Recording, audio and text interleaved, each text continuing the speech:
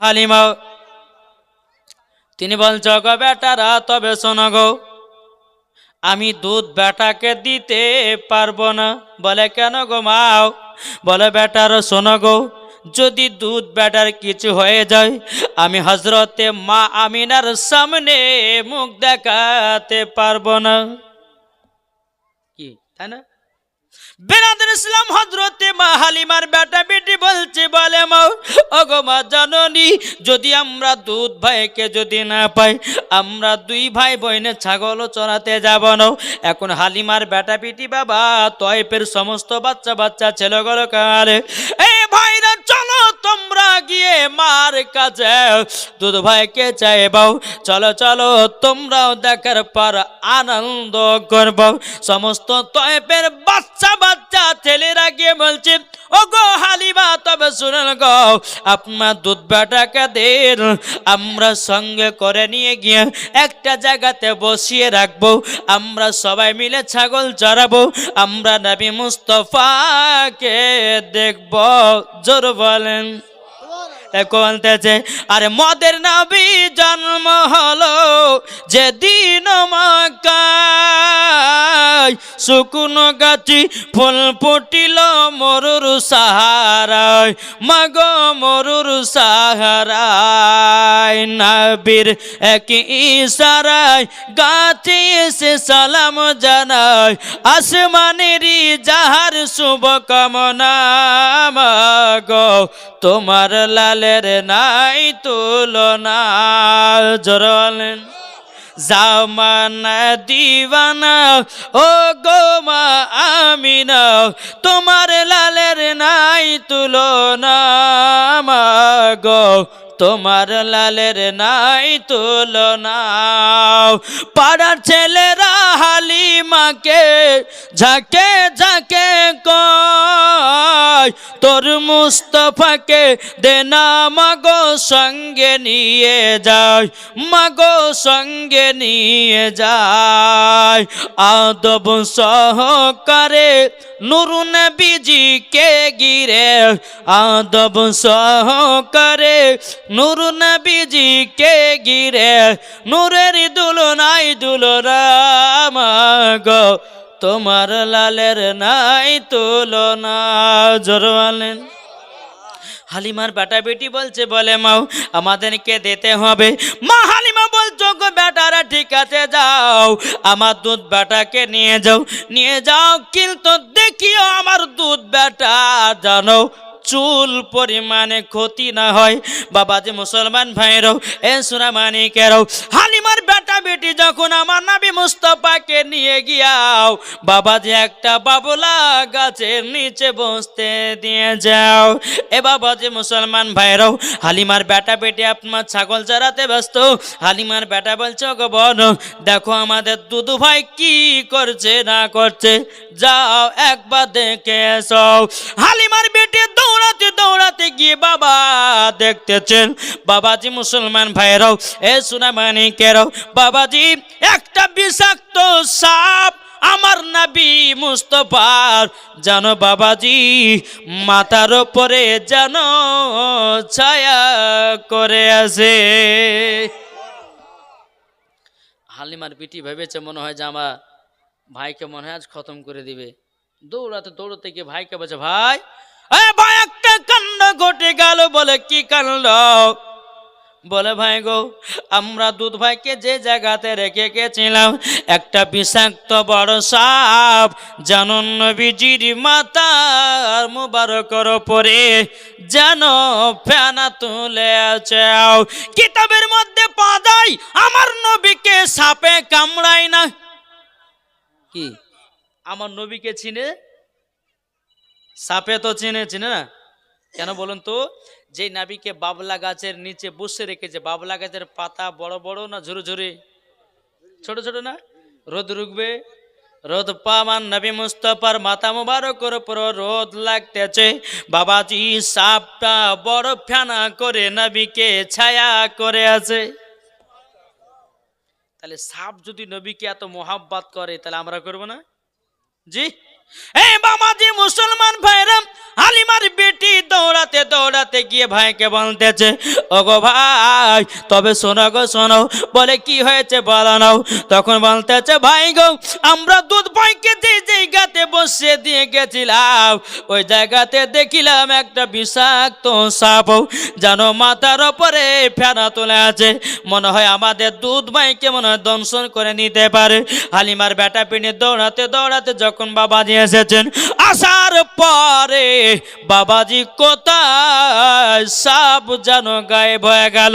হালিমার বেটা বলছে, বনরে তুমি যে বললে সাপ দেখলে, সাপ কোথায় গেল? হালিমার বিটি বলতেছে, ভাই গো আমি নিজের চোখে সাপ দেখলাম। হালিমার বেটা বলতেছে, বলো গো বন, তুমি যা দেখেছো দেখেছো ভালো, কিন্তু এই কথা তুমি মার সামনে বলিও নাও। যদি মার সামনে বলে দাও তাইলে তোমার আমার দুধ ভাইকে আর সঙ্গে আসতে দিবে না। খবরদার বলবে না। ঠিক আছে ভাই, বলবো না। আবার দ্বিতীয় দিন আবার নবীকে নিয়ে এসেছেন। নিয়ে আসার পরে আবার কিছুক্ষণ পর হালিমার বেটা বেটি বলছে, বলো ভাই বোন যাও আজকে আমাদের দুধ ভাই কি করছে দেখে এসো। হালিমার বেটি বেটি আপনার কিনা দ্বিতীয় দিনে আপনার দেখার জন্য গেছে। বাবু আল্লাহর কি কুদরত বাবাজি, আমার নবী মুস্তাফাকে সাপে জানো আপনার কিনা বাঘের সমস্ত বাঘেরা নবীকে গোল করে আপনার ঘেরে বসে আছে। বাবাজি মুসলমান ভাইরাও, মা হালিমার বেটি দৌড়াতে দৌড়াতে গিয়ে বলতেছে, বলে ভাই গো আজকে তো বিশাল বড় কাণ্ড ঘটে গেল। বলে কি কাণ্ড? বলে ভাই গো কালকে দেখেছিলাম সাপ, আজকে দেখতেছি বাঘ। ওগো ভাই আজকে মনে হয় দুধ ভাইকে আর বাঁচাতে পারবো না। হালিমার বেটা বিটি দৌড়াতে দৌড়াতে এসে দেখতেছে বাঘ জানো কোথায় গায়েব হয়ে গেছে। এখন হালিমার বেটা বলছে, গোবন তুমি বলতেছো বাঘ দেখলে, কালকে দেখেছো সাপ, আজকে দেখেছো বাঘ। ও গোবন যা দেখেছো দেখেছ, কিন্তু আমাদের মার সামনে বলিও নাও। যদি বলে দাও দুধ ভাইকে আর আসতে দেবে না। যখন এই কথা বলা, বাবা যে মুসলমান, ঠিক আছে ভাই বলবো না। এখন বাড়ি চলে গেছেন। বাড়িতে যেয়ে হালিমা এবং হালিমার বিটি একই বিছানে শুয়ে, তো হালিমা মনে মনে ভাবছে যে বিটির কাছ থেকে কথাগুলো বের করবো তো করবো কেমন করে। এক কথা দু কথা বিটিতে গল্প করতে করতে বাবা এখন হালিমা বলছে, বেটি রে তোমার দুনিয়াতে নাম করতেছে আমাদের গ্রামে। বলে কেমন নাম? বলে বেটি তুমি নাকি মিথ্যা কথা বলো না, সবাই নাম করতেছে। বলে মা আমি তো মিথ্যা কথা বলি না। ওই সময়তে মা হালিমা বলতেছে, বলে বেটি গো তাইলে সত্য কথা বলো, তোমরা যে দুধ ভাইকে দুদিন ধরে নিয়ে গেল, আচ্ছা কিছু কি অলৌকি ঘটনা দেখেছো? এখন মা হালিমার বিটি বলতে চাল লাগো, আমার ভাই তো আমাকে বলতে মানা করেছিল, এখন আমার মা বলতেছে আমার বিটি কোনো মিথ্যা কথা বলে না, এখন না বলা ছাড়া কোনো গতি নাই। তখন হালিমার বেটি বলছে, মা গো আমরা যখন দুধ ভাইকে যখন প্রথম নিয়ে গেলাম বিষাক্ত একটা সাপে যেন আপনার ফেনা তুলেছিল। হালিমা বলছে বেটি, বলে তাই নাকি? বললা হও ও গো ভা মাও, আমরা যখন দুধ ভাইকে দ্বিতীয় দিন নিয়ে গেলাম, নিয়ে যাওয়ার পরে সমস্ত বাঘেরা আমার দুধ ভাইকে যেন ঘেরে বসেছিল। হালিমার মনে যেন ভয় ঢুকে গেল। বাবা সকাল হলো, হালিমার বেটা বলছে, মা গো আজকে দুধ ভাইকে দাও। মা হালিমা বলে হবে না জি। তখন হালিমার বেটা বোনের দিকে তাকাচ্ছে, বোন মানে কথাটা হজম করতে পারি না, মাকে বলে দিলি দেখ দুধ ভাইকে দিবে না, চল আমরা ভাই বোনে যা ছাগলটা চড়িয়ে আসি চ। ভাই বোনে চলে গেল।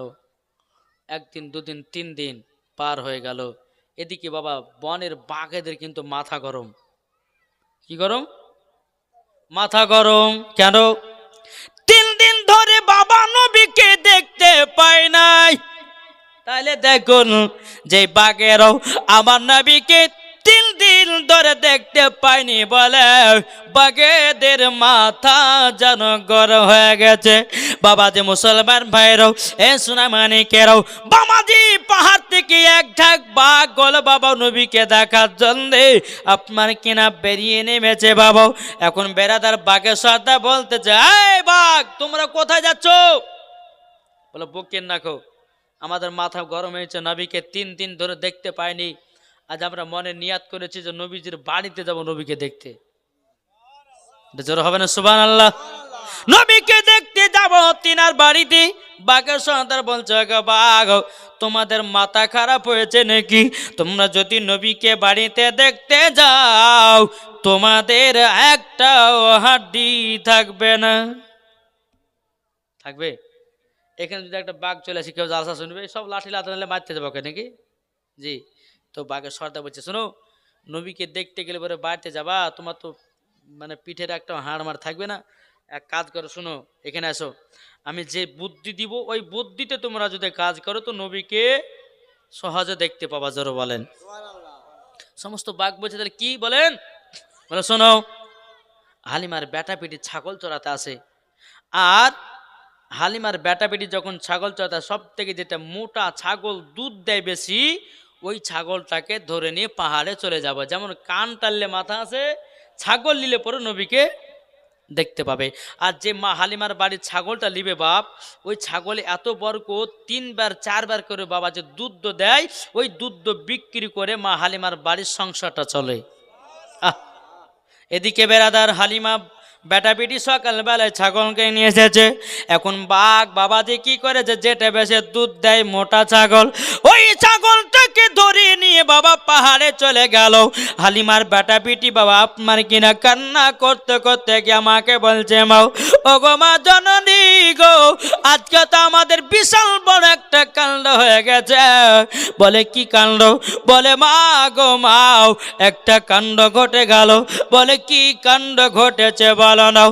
তখন বলছে, মা আমাদের যে ছাগলটা দিনে 3 বার 4 বার করে দুধ দেয়, ওগো মা জননী, যে ছাগলটা এত বড় কত, ওই ছাগলটাকে ধরে নিয়ে বাগে চলে গেছে। এখন মা হালিমা রাদিয়াল্লাহু তাআলা নাও তিনি বাবা চোখের পানি ঝরা কান্না করতে লেগেছে। বলে আল্লাহ আল্লাহ গো, আমার সব থেকে দামি ছাগলটাকে বাগে যেন ধরে নিয়ে চলে গেল। এখন আমি দুধ বাটাকে কিভাবে খাওয়া দাওয়া করাবো? এখন আমি দুধ বাটায় কেমন করে দুধ পান করাবো? আমার নবী মুস্তাফা নূরে মুজাসসাম নবী কামলিওয়ালা মক্কি ও সরদার আহমদে মুখতার নবী মুহাম্মদ রাসূলুল্লাহ সাল্লাল্লাহু তাআলা আলাইহি সাল্লাম তিনি বলতেছে, বলে মা ও মা জননী, আপনার কাছে একটাই আবেদন করতে চাই গো মা। বলে কি আবেদন? ও গো মা জননী গো, ও গো মা জননী, আপনার কাছে একটাই আবেদন করতে চাই। বলে কি আবেদন? বলে মানবেন? মা হালিমা বলছে, হ্যাঁ বলে। মা হালিমা বলছে যে বেটা, যে ছাগলটা বেশি দুধ দিত, বরকত ছিল, সে ছাগলটাকে বাঘে ধরে নিয়ে গেছে। আমার নবী বলছে, মা ছাগলের জন্য কান্না করছেন? বলে হ্যাঁ বেটা গো, ওই ছাগলের দুধ দিয়ে বিক্রি করে তোমাকে আমি দেখভাল করতাম। ওগো বেটা, তুমি যখন আমার বাড়িতে এসেছিলাও তার আগে আমার বাড়িতে 2 বেলা খাবার জুটতো না, কিন্তু গো দুধ বেটা তুমি যখন আমার বাড়িতে ঢুকেছো আল্লাহ আমাকে এত বরকত দিয়েছে, 4 বেলা খেলে পরেও বরকত কমে না। জোরে বলেন। বাবা যে মুসলমান ভাইরাও, এ সোনা মানিকেরাও, এখন মা হালিমা রাদিয়াল্লাহু তাআলা বলতেছে, ও গো বেটা, সে ছাগলটাকে ধরে নিয়ে বাগে চলে গেছে। আমার নবীজি বলতেছে, বলে মা ছাগলের জন্য কান্না করবে না, আমাদের ছাগল চুল পরিমাণের ক্ষতি করবে না। আমার নবী তো জানে ছাগল কেন নিয়ে গেছে। জি জানে কি জানে নাও? বেরাদুল ইসলাম মাদার সামানি কেনাও। মা হালিমা বলছে, বেটা তুমি কেন এই কথা বলতেছো? বলে ছাগলের কেন ক্ষতি হবে না? বাঘে যদি ছাগল ধরে, আপনার কিনা ছাগল বাঘে যদি ছাগল ধরে তাকে থুবে না, সঙ্গে সঙ্গে কে শেষ করে দেবে।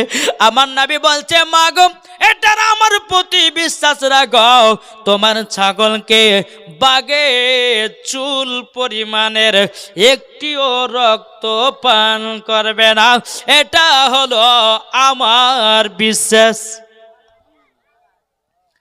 আমার নাবিজির বয়স কত? 6 বছর।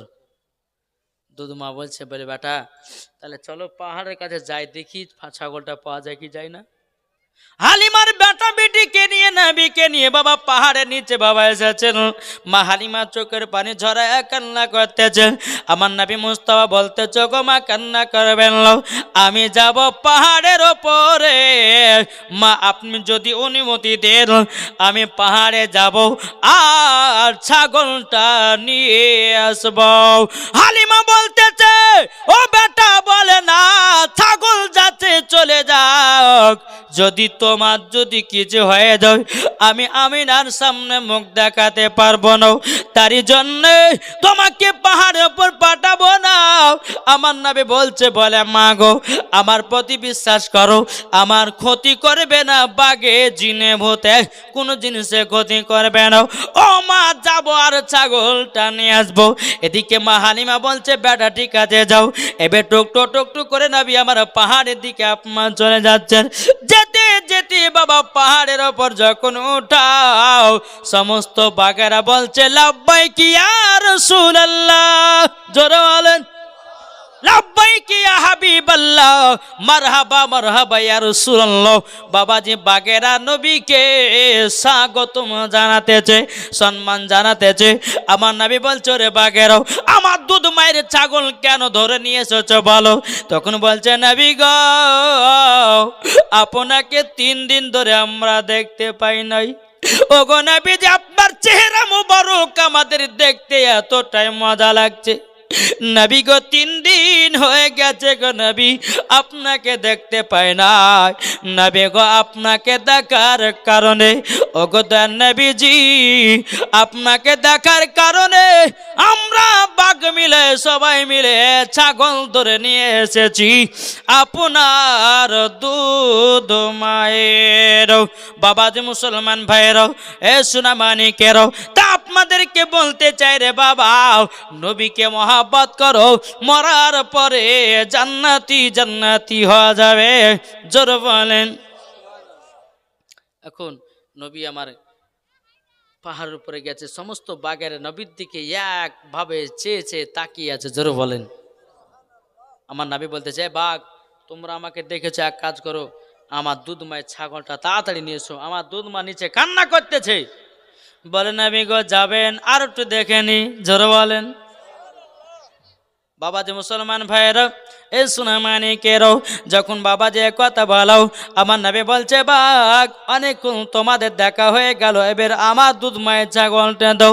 সমস্ত বাঘেরা 2 চোখের পানি ঝরা বলছে, ইয়া রাসূলুল্লাহ ইয়া হাবিবাল্লাহ, নবী গো আপনার কাছে একটা আবেদন করব গো নবী। বলে কি আবেদন? নবী গো আপনার পা মোবারকে আমরা একটা করে চুমা খেতে চাই, জোর বলেন। আমার রহমত লিল আলামিন। আচ্ছা বলুন বাঘের কথা বুঝে কি বুঝে না? কি গো আমার নবী বাঘেরও কথা বুঝতে পারে, আমার নবী আপনার কেনা গাছের কথা বুঝতে পারে, আমার নবী যে হরিণের কথা বুঝতে পারে, আমার নবী যে মৌমাছির কথা বুঝতে পারে। এ পাওয়ার কে দিয়েছে? আল্লাহ বলতেছে, ও আল্লামাকা মা লাম তাকুন তা'লাম। পবিত্র আল্লাহর কোরআনে কথা, ও আল্লামাকা মা লাম তাকুন তা'লাম। আল্লাহ বলতেছে, হাবিব আপনি যাহা কিছু জানতেন না আপনাকে সব শিখায়া দিয়েছি, জোরে বলেন। আল্লাহ বলছেন, নবী আপনি যাহা কিছু জানতেন না, ও আল্লামাকা মা লাম তাকুন তা'লাম, হে হাবিব আপনাকে সব শিক্ষা দিয়েছি, জোরে বলেন। তাহলে নবীর শিক্ষক কে? এর জোরে বলেন। আমাদের শিক্ষক মানুষ কি, ঠিক না? আমাদের শিক্ষক কোনো মৌলবি, কোনো মুফতি, কোনো মুহাদ্দিস, কোনো মাস্টার, কোনো ইঞ্জিনিয়ার।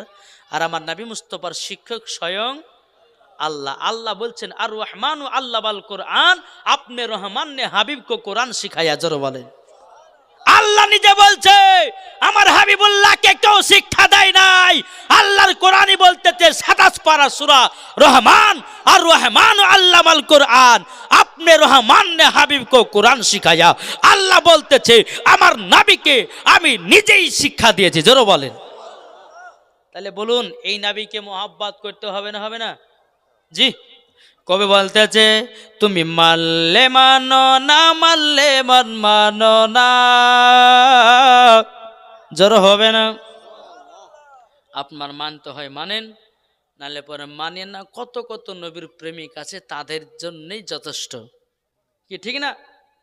বলতেছে তুমি মানলে মানো না মানলে মন মানো না, আশিকেরি আসল জান্নাত সোনার মদিনা। জোরে বলেন আশিকেরি আসল জান্নাত সোনার মদিনা। আশিক হৃদয়ে যত ইশকেরি জ্বালা দূর করিতে পারে ওই মদিনাওয়ালা। জোরে বলেন আশিক হৃদয়ে যত ইশকেরি জ্বালা দূর করিতে পারে ওই মদিনাওয়ালা। তাই মদিনা মদিনা করে, তাই মদিনা মদিনা করে হয়ে যাও ফানা। আশিকেরি আসল জান্নাত কোথায়? সোনার মদিনা। তুমি মানলে মানো না মানলে মন মানো না, আশিকেরি আসল জান্নাত সোনার মদিনা। যারা নবীজির আশিক হবে যাবে তারা চলে ওই মদিনাতে। তাই নবীর নামে দুরূদ পড়ে, তাই নবীর নামে দুরূদ পড়ে যাব মদিনা।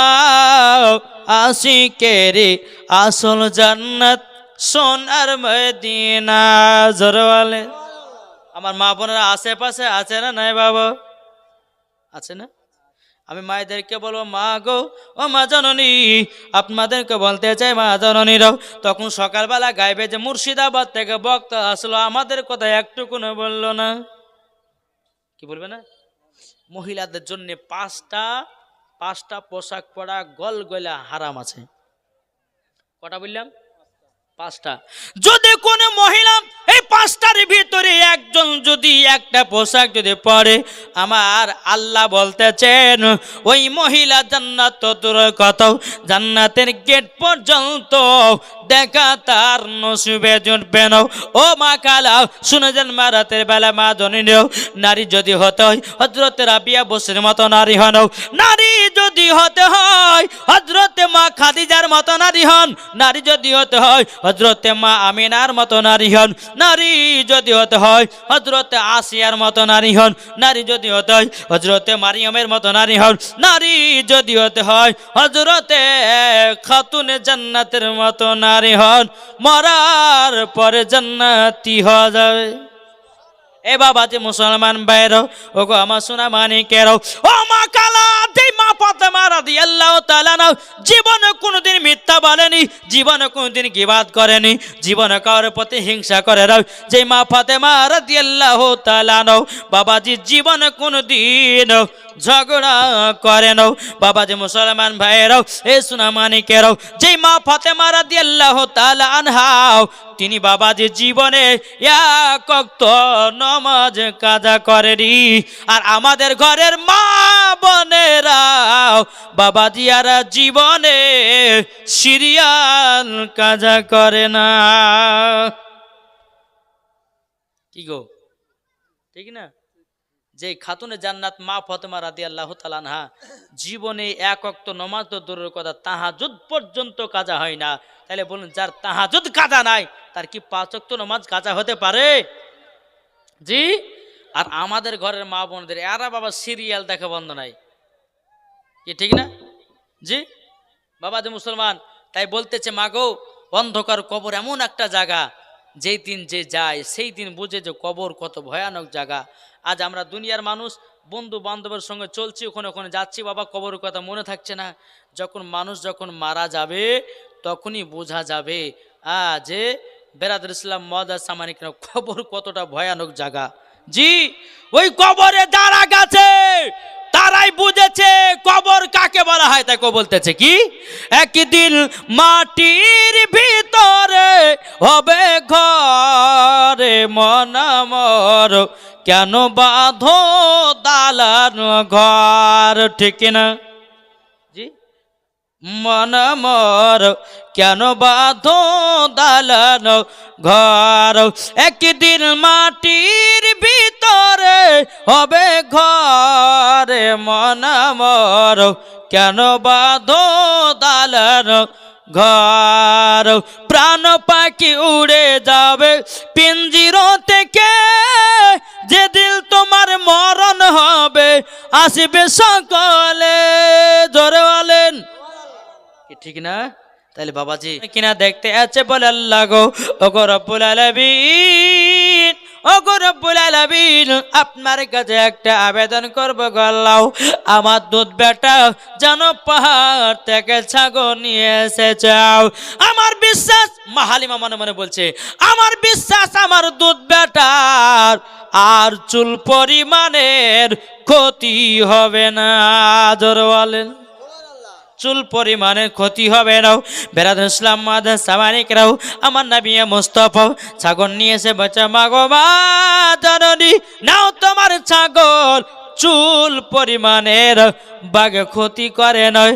আমার মা হালিমা রাদিয়াল্লাহু তাআলা নাও, তিনি বলছো গো বেটা বেটা, আমার বিশ্বাস হয়ে গেছে তোমার কেউ ক্ষতি করবে না, কেন তুমি হলে আখেরি জামানা নবী, তুমি হচ্ছে নবীদের নেতা, তুমি নবীদের নেতা, আপনার কেউ ক্ষতি করতে পারবে না। জি, ছাগল নিয়েছে মা হালিমাকে দিলেন। আমার মা হালিমা মনে মনে ভাবছে যে আমার দুধ বেটা আর কেউ ক্ষতি করতে পারবে না। সকাল বেলাতে হালিমার বেটা বলছে, বলে মা, ওগো মা জননী, আমি আমার দুধ ভাইকে আজকে সঙ্গে নিয়ে যাব। মা হালিমা বলছে, বেটা ঠিক আছে যাও যাও যাও, আর মানা করব না। হালিমার বেটা বলছে, মা গো, অন্য সময়তে যখন মা দুধ ভাইকে চাইছিলাম তখন তো তুমি পাঠাও নাই, আজকে একবার চাহাতে কেন আমাদের সাথে পাঠাইয়া দিচ্ছ? মা হালিমা বলছে, বেটা গো, আমার বিশ্বাস হয়ে গেল তোমার দুধ ভাইয়ের চুল পরিমাণের ক্ষতি হবে না, জোর বলেন। এবার মা হালিমা রাদিয়াল্লাহু তাআলা নাও আমার নবীকে আপনার দুধ বেটার সঙ্গে পাঠিয়ে দিলেন। বাবা নবীকে নিয়ে গিয়ে বাবা এক জায়গাতে আপনার বসিয়ে আরাম করতেছেন। এদিকে হালিমার বেটা বেটে আবার ছাগল চড়াতে লেগেছে। তিনজন সাদা লিবাস পরে আমার নবী মুস্তাফাকে ধরে নিয়ে যেন পাহাড়ের ওপরে চলে গেল। হালিমার বেটা বেটি আপনা কান্না করতে করতে গিয়েও বলছে, বলে মা গো মা, আজকে আমাদের দুধ ভাই মনে হয় আর বেঁচে নাই। বলে বেটারা কি হয়েছে বলো না? বলে মা গো, তিনজনা সাদা লিবাস পরে তিনাকে ধরে নিয়ে পাহাড়ের উপর চলে গেল, এমনকি বুকের ভিতরে একখানা ছুরি ঢোকাইয়া দিল, আর কি যেন গোস্তের একটা টুকরা বের করলো। বলে তাই নাকি? বলে হাও। হালিমা দুই চোখের পানি ঝরা ঝরা আপনা কান্না করতে করতে এসে বলছে, বলে আল্লাহ, যদি আমার দুধ বেটার কিছু হয়ে যায় আমি আমিনার সামনে মুখ দেখাতে পারবো না।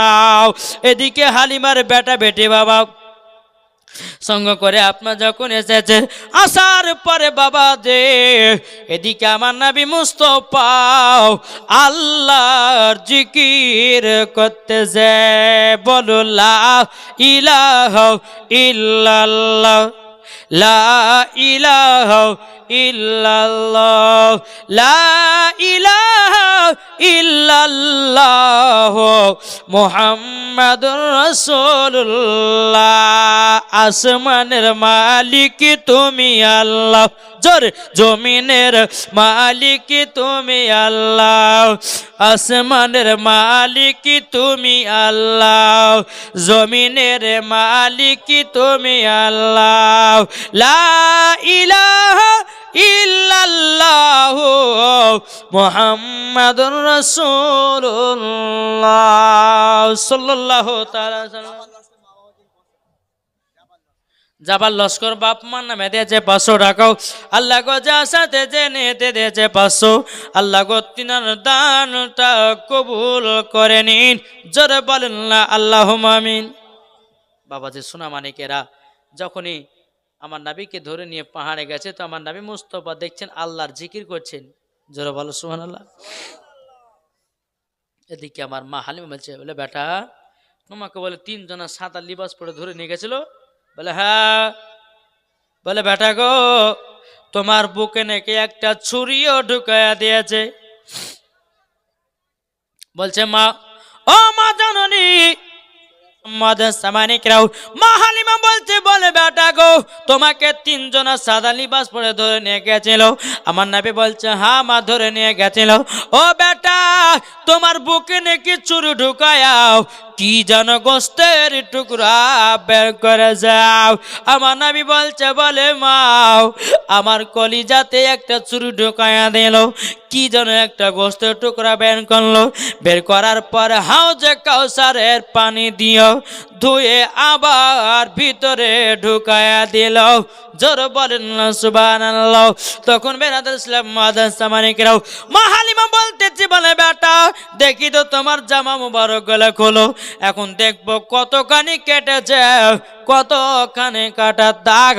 এখন বাবা মা হালিমা জামা খুলে দেখতেছি আল্লাহর কি কুদরত, বাবাজি কাটার চুল পরিমাণের দাগ নাই। মা হালিমা বলতেছি, বলো বেটা তুমি যে বললা বুকের ভিতরে একটা ছুরি ঢুকায়া দিয়েছে, কিন্তু বেটা গো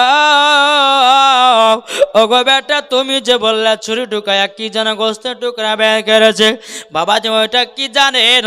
বাবাজি ওটা হলো সিনা চাক। কি বললাম?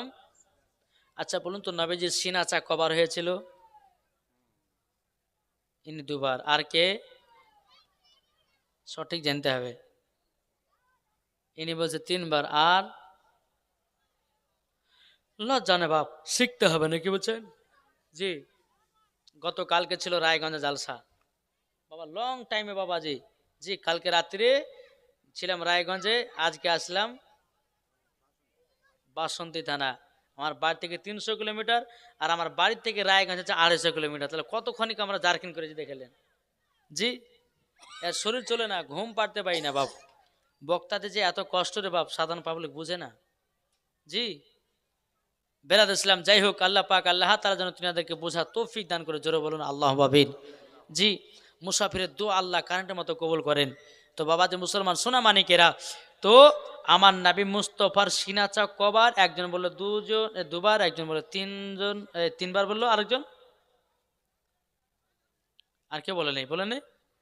আমার নবীজির যদি সিনা চাকের কথা শুনতে চান, আমার 2টা ভাই 100 টাকার হবে না? আছেন? নাই 100 টাকা করে 2টা ভাই, কি হবে না গো? এই দেন আসছেন। এই মা খালারা, আরে মায়েরা বোধহয় নাই নাকি? মা বোনেরা নাই? বাবা যে মুসলমান বিরিয়ানি খাওয়ার টাইমে ঢুকবে নাকি? হ্যাঁ খাবার টাইমে। ও মাদিনা রে তোর বুকে আমার নবী, যার লাগি পাগল সবই, যার তরে হইল সৃষ্টি ত্রিভুবন। ভাবি আমি সারাক্ষণে কখন যাব সেখানে, সহে না আমার আর প্রাণে। ও মদিনার মাটি রে সকল শোক বুঝে তো ওর কপালে, জ্বর হবে না? ও মদিনা রে পাখি যদি হতাম আমি, উড়ে উড়ে যেতাম আমি, থাকতো না মনের কোন যন্ত্রণা। কি যন্ত্রণা থাকতো? দেহে নাই পাখারে সাথে নাই টাকা রে, কেমনে কেমনে আমি যাব ও সেখানে, ও মদিনার মাটি রে, সকল সুখ বুঝিত ওর কপালে। জোরে বলেন বাবাজি। সোনা মানিকেরা, আসুন, কার কখন মরণের টাইম হবে বাবা কেউ বলতে পারবে না। আজকে আপনি, কালকে আমার, পরশু এইরকম হবে, একের পর এক সবাইকে অন্ধকার কবর যেতে হবে। আমি মায়েদেরকে বলতে চাই, মা বোনেরা আপনারা ভালো করে শুনবেন, মহিলাদের জন্য 5টা পোশাক পরা চলবে না।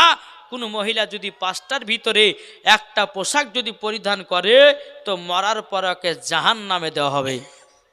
শুনতে রাজি আছেন? জি, 5টা পোশাক। যদি 5টা পোশাক মহিলারা ছেড়ে দেয়, 5 ওয়াক্ত নামাজ পড়ে, স্বামীর সেবা করে, ইনশাআল্লাহ দেখবেন মরার পরে এরা জান্নাতি হবে। না হবে না? কো বলতেছে? জি। 1 নম্বর, আমার নবীজি বলতেছে, গো আমার উম্মত উম্মতানেরাও, মহিলাদের জন্য 5টা পোশাক পরা চলবে না। 1 নম্বর বাবাজি টাইট জামা। কি বললাম? টাইট জামা।